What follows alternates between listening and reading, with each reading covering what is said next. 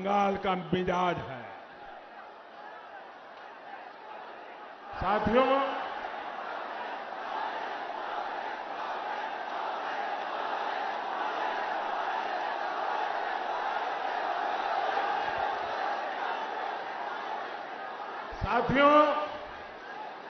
दीदी को बंगाल के लोगों के हितों से ज्यादा खेल की चिंता पड़ी है, लेकिन दीदी ये भूल रही है कि इस बार खुद बंगाल की जनता उनके विरोध में खड़ी है। 10 साल का विश्वासघात, 10 साल की दुर्नीति, इसकी सजा अब बंगाल के लोग इस चुनाव में उन्हें दे करके रहेंगे। कोलकाता की ब्रिगेड रैली के बाद जो कुछ भी हो रहा है वो आप भी देख रहे हैं, देश भी देख रहा है। 10 साल के तुष्टीकरण के बाद लोगों पर लाठियां, डंडे चलवाने के बाद अब ममता दीदी अचानक बदली सी दिख रही है। ये हृदय परिवर्तन नहीं है, ये हारने का डर है। ये बंगाल की जनता की नाराजगी है जो दीदी से ये सब कुछ करवा रही है। दीदी, आप ये सब करते रहिए, हर तरह से खेलते रहिए, लेकिन ये मत भूलिए कि बंगाल की जनता की याददाश्त बहुत तेज होती है। बंगाल की जनता को याद है कि गाड़ी से उतरकर आपने कितने लोगों को डांटा फटकारा और पुलिस को कह रहे थे पकड़ो, जेल में डाल दो। तुष्टीकरण के लिए आपकी हर कार्रवाई बंगाल के लोगों को याद है। साथियों, आपको याद है ना, दीदी के सारे कारनामे याद है ना, बंगाल की जनता को याद है जब आपने देश की सेना पर तख्ता पलट की कोशिश का आरोप लगाया। जब पुलवामा हमला हुआ तो आप किसके साथ खड़ी थी, ये भी बंगाल के लोग भूले नहीं। साथियों, 2-3 दिन पहले दिल्ली की एक अदालत ने एक बहुत बड़ा फैसला सुनाया। ये फैसला बाटला हाउस एनकाउंटर से जुड़ा है। इस एनकाउंटर ने भारत में आतंकवाद और आतंकवाद के पीछे जो ताकतें हैं उनके असली चेहरे को उजागर कर दिया। इसी एनकाउंटर में एक आतंकी की गोली ने देश के जांबाज सपूत इंस्पेक्टर मोहन चंद्र शर्मा जी को शहीद कर दिया था। अदालत ने अब उस आतंकी को फांसी की सजा सुनाई है, लेकिन ममता दीदी और उन पार्टी का उस समय का व्यवहार कोई भूल नहीं सकता। ये लोग उस समय आतंकवादियों के साथ खड़े थे, एनकाउंटर पर सवाल खड़े कर रहे थे। तुष्टीकरण के लिए ये लोग किस हद तक जा सकते हैं, ये इसका बहुत बड़ा उदाहरण है। बंगाल में घुसपैठ को हवा देने के पीछे भी वजह एक ही है, तुष्टीकरण, वोट बैंक की सियासत। देश को वंदे मातरम का पाठ पढ़ाने वाली इस पवित्र धरती पर दीदी के इस व्यवहार की उम्मीद किसी को नहीं थी। इसलिए बंगाल के लोग बहुत पहले से मन बना चुके हैं। बंगाल के लोग बहुत पहले से कह रहे हैं, लोकसभा में टीएमसी हाफ और इस बार पूरी साफ।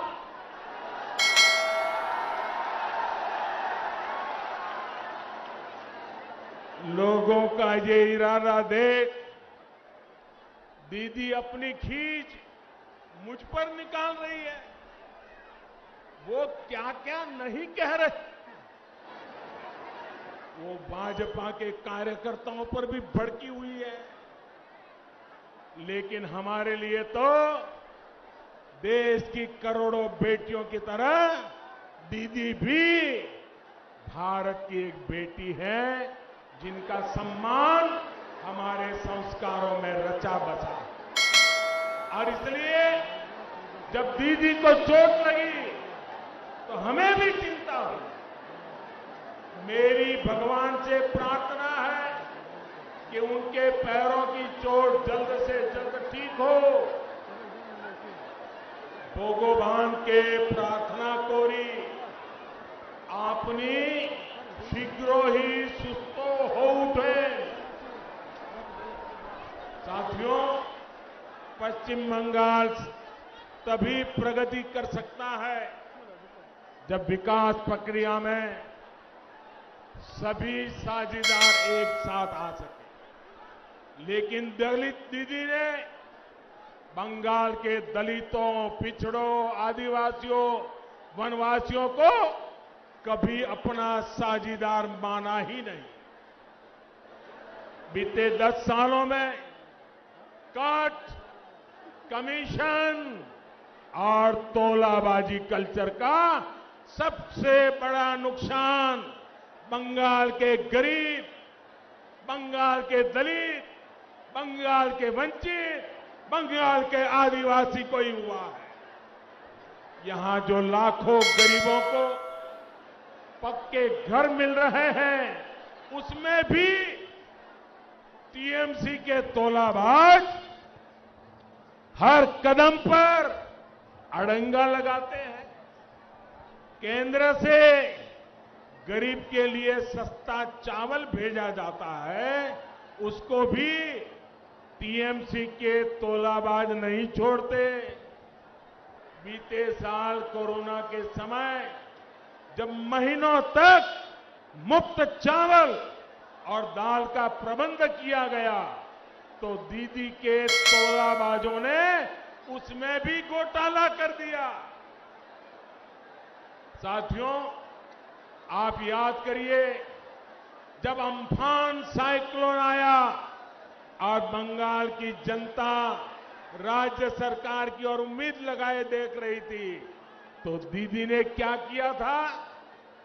अगर सहायता राशि चाहिए तो एक हिस्सा पार्टी ऑफिस में जमा करवाइए, अगर नुकसान न भी हुआ हो तो भी आपको सहायता राशि मिल सकती है। बल्कि एक ही शर्त है, पहले पार्टी ऑफिस में पैसे जमा करके आ जाइए। जरा सोचिए, ऐसी आपदा में भी टीएमसी की कटमनी चलती रही। साथियों, इस क्षेत्र के हमारे संथाल भाई बहन, अन्य आदिवासी साथी वन अधिकारों को लेकर, कृषि उत्पादों के सही मूल्य को लेकर कब से मांग कर रहे हैं, लेकिन दीदी ने उनकी बातों पर भी ध्यान नहीं दिया। खेती और वन उत्पादों पर निर्भर रहने वाले हमारे आदिवासी साथियों को ममता दीदी ने अपने हाल पर छोड़ दिया। जबकि भाजपा सरकार कहीं भी हो, केंद्र में हो या राज्य में, आदिवासी हितों की रक्षा, उनके बच्चों का कल्याण, ये हमारी सबसे पहली प्राथमिकता में रहा है।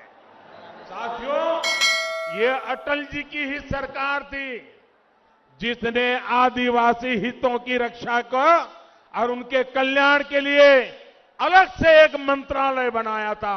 आदिवासियों का अलग मंत्रालय, आदिवासी हितों के लिए केंद्र सरकार ने अलग बजट बनाया, अनेक योजनाएं शुरू की गई है। बंगाल में 36 लाख से ज्यादा उज्ज्वला के गैस कनेक्शन दलित, आदिवासी और पिछड़े परिवारों को मिले हैं। वन उत्पादकों की एमएसपी बढ़ाने के साथ ही हमारी सरकार ने वन उपज की संख्या में भी वृद्धि की है। इस वर्ष के केंद्रीय बजट में भी आदिवासी क्षेत्रों की पढ़ाई, दवाई और कमाई के लिए बहुत बड़ा प्रावधान किया गया है। केंद्र सरकार ने दलित परिवारों, एससी परिवारों के बच्चों को पढ़ाई और कमाई के बेहतर अवसर देने के लिए आर्थिक मदद बहुत ज्यादा बढ़ाई है। डबल इंजन की सरकार बनने के बाद इसका लाभ बंगाल के लाखों दलितों, लाखों मेरे आदिवासी बच्चों को भी होगा। आदिवासी बच्चों को अच्छी शिक्षा मिले, इसके लिए सैकड़ों एकलव्य स्कूल खोले जा रहे हैं। यहां का एकलव्य स्कूल भी गरीब आदिवासी बच्चों का भविष्य बनाने के लिए काम करेगा। स्वतंत्रता आंदोलन में आदिवासी महापुरुषों ने योगदान का गौरवगान, उनके त्याग, तपस्या और बलिदान का गौरवगान, इसको आने वाली पीढ़ियां याद रखे, आदिवासी वीर पुरुषों को याद रखे, इसलिए उनके म्यूजियम भी बनाए जा रहे हैं। साथियों, युवाओं को रोजगार यहां बनने वाली भाजपा सरकार की सर्वोच्च प्राथमिकताओं में से एक होगा। यहां की भर्ती परीक्षाओं में जो खेल टीएमसी सरकार ने खेले हैं, वो सारे खेल बंद किए जाएंगे। जो युवा, जो शिक्षक परीक्षा देने के बाद बरसों से इंतजार कर रहे हैं, उनकी मुश्किलें भी दूर की जाएगी। राज्य सरकार में जो कर्मचारी कॉन्ट्रैक्ट पर है, सभी की स्किल और ज्यादा बढ़े, वो और अच्छी तरह से बंगाल के विकास में योगदान कर सके, इस पर भी बहुत जोर दिया जाएगा। राज्य सरकार के जो बाकी कर्मचारी हैं, उन्हें भी ममता सरकार द्वारा अनेक सुविधाओं और मानदेयों से वंचित रखा गया है। भाजपा सरकार में ये सारी भी संगतियां दूर की जाएगी। साथियों, भाजपा की केंद्र सरकार की नीति है डीबीटी।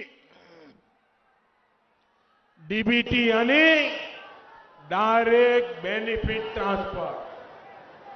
पश्चिम बंगाल में डीजी सरकार की दुनीति है टीएमसी, यानी ट्रांसफर माय कमीशन। हम डीबीटी वाले हैं जो डायरेक्ट बेनिफिट ट्रांसफर की बात करते हैं, वो टीएमसी ट्रांसफर माय कमीशन में ही डूबे हुए। यहां आयुष्मान योजना क्यों नहीं लागू हुई? क्योंकि ट्रांसफर माय कमीशन नहीं हो पाया। यहां किसानों के बैंक खातों में हजारों रुपए जाने से क्यों रोक दिया गया? क्योंकि ट्रांसफर माय कमीशन नहीं हो पाया। अब आप ही बताइए साथियों, पश्चिम बंगाल में भाजपा सरकार चाहिए कि नहीं चाहिए? पश्चिम बंगाल का विकास चाहिए कि नहीं चाहिए? पश्चिम बंगाल के नौजवानों का भविष्य चाहिए कि नहीं चाहिए? पश्चिम बंगाल के आदिवासियों को हक मिलना चाहिए कि नहीं मिलना चाहिए? पश्चिम बंगाल की माताओं बहनों को सम्मान मिलना चाहिए कि नहीं मिलना चाहिए? बस आपका यही जोश हर सिंडिकेट, हर टोला बाज का होश उड़ा रहा है।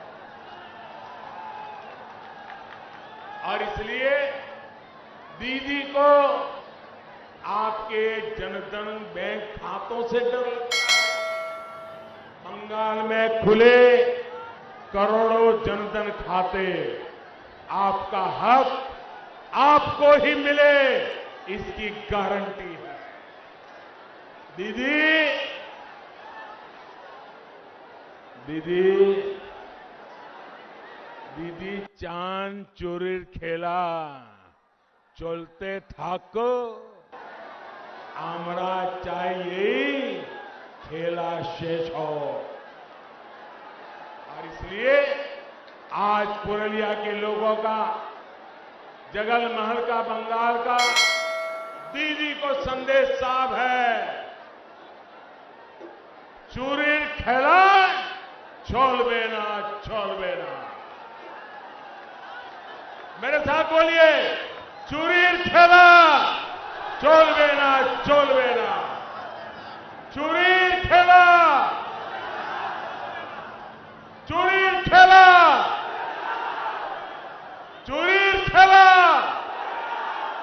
अरे दोनों हाथ ऊपर करके पूरी ताकत से बोलिए, चूरीर खेला, चूरीर खेला। साथियों, आपकी एक गर्जना बताती है कि दीदी सरकार जाने का काउंटडाउन शुरू हो चुका है। अब बंगाल के भ्रष्टाचार से, कुशासन से मुक्त होने का समय आ गया है। क्या हालत बना दी है दीदी ने बंगाल की। क्राइम है, क्रिमिनल है, लेकिन जेल में नहीं है। माफिया है, घुसपैठिए हैं, लेकिन खुलेआम घूम रहे हैं। सिंडिकेट है, स्कैम है, लेकिन कार्रवाई नहीं होती है। साथियों, आज मुझे वो परिवार आशीर्वाद देने आए हैं जिन्होंने दीदी के अत्याचारों को सहा है। किसी ने अपने को खोया है, परिवार के लोग शहीद हो गए हैं। ये पुरुलिया के वो परिवार है जिन्हें दीदी के विरोध की सजा दी गई, फांसी पर लटका दिया गया। इनके परिवार के नौजवानों को फांसी पर लटका दिया गया, गोलियां मार करके निर्ममता से हत्या कर दी गई। खुलेआम ये धमकी दी गई कि बीजेपी का साथ दोगे तो यही होगा।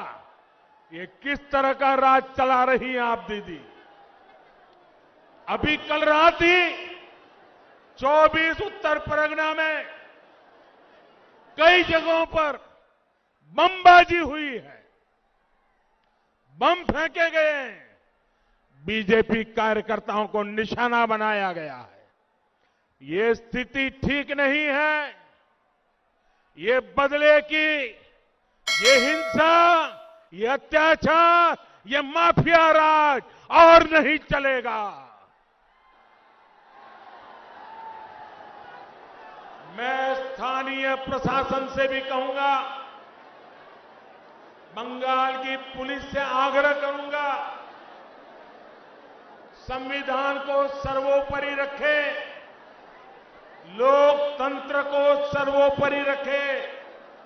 मैं बंगाल के लोगों को विश्वास दिलाता हूं, हर भाजपा कार्यकर्ता को विश्वास दिलाता हूं, 2 मई को बीजेपी की सरकार बनने के बाद हर अत्याचारी पर कानून के मुताबिक कार्रवाई होगी।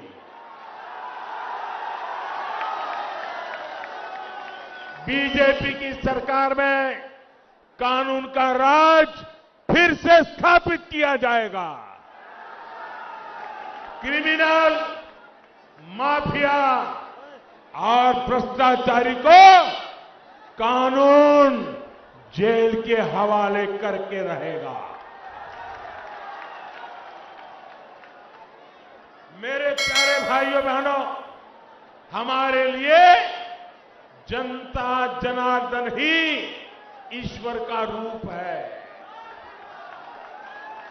130 करोड़ देशवासी यही हमारे परमात्मा है। उनकी प्रतिष्ठा, उनका पराक्रम, उनकी सेवा के लिए हम जी जान से जुटे हैं। हम रामकृष्ण परमहंस की सीख को जीवन में उतारने वाले रामकृष्ण परमहंस देव ने कहा था, जीव में ही शिव को देखो। हम जीव में ही शिव को देख करके 130 करोड़ देवता रूप देशवासियों की सेवा करने में लगे हुए हैं। हम सबको मिलकर गुरुदेव रविंद्रनाथ ठाकुर, नेताजी सुभाष चंद्र बोस, स्वामी विवेकानंद जैसे महान व्यक्तित्वों के सपनों को, उन सपनों को साकार करते हुए सोनार बांग्ला का फिर से निर्माण करना है।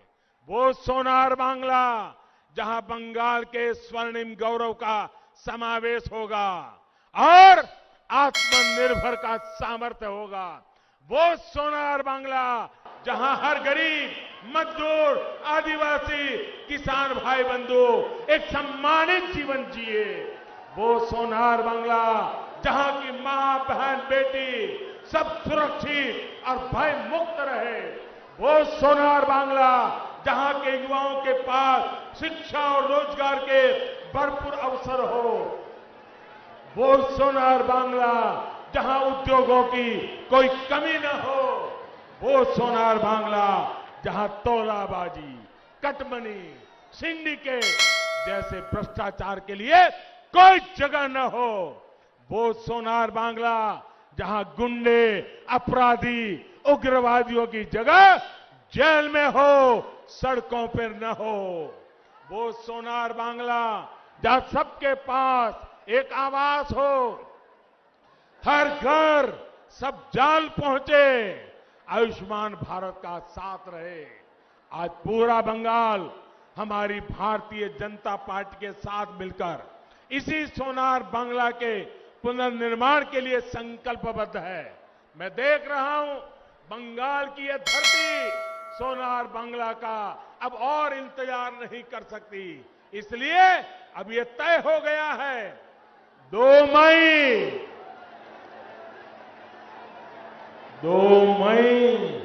दीदी जाच्छे। 2 मई दीदी, 2 मई दीदी जाच्छे। 2 मई दीदी जाच्छे। 2 मई दीदी যাচ্ছে আসল পরিবর্তন আছে। আসল পরিবর্তন আছে। इस बार भय नहीं, सिर्फ जॉय। भय नहीं, सिर्फ जॉय। पश्चिम बंगाल মানুষের जॉय। इस बार जोर से छाप, कमल छाप। इस बार जोर से छाप, कमल छाप।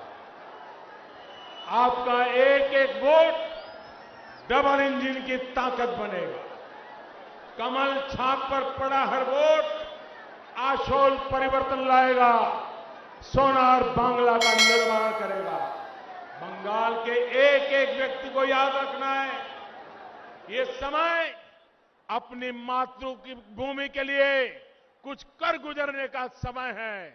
ये हमारे बंगाल को कुशासन से मुक्त करने का समय है। ये दमनकारी अत्याचारी शासन से बंगाल को मुक्त करने का समय है। ये अपने आदर्शों और विचारों के लिए पूरी ताकत लगा देने का समय है। आपके पास सुनहरा अवसर है, आपने राष्ट्र निर्माण में योगदान देने का। हम बस मंजिल तक पहुंच गए हैं, मंजिल तक पहुंच गए हैं। आशोल परिवर्तन के संकल्प के साथ हम यहां से अपने गांव, अपने घर जाएंगे और घर घर ये संदेश पहुंचाएंगे, एक एक परिवार तक पहुंचाएंगे। पहुंचाएंगे ना? घर घर जाएंगे,